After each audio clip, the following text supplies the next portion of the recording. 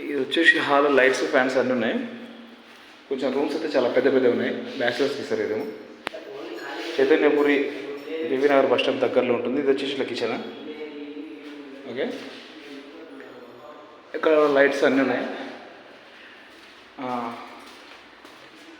ఇది వచ్చేసి bedroom type. Kitchen నుంచి రావచ్చు.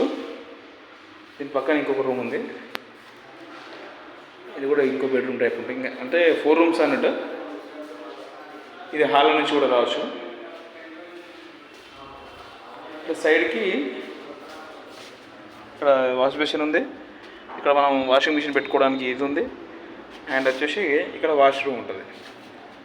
Okay, western toilet.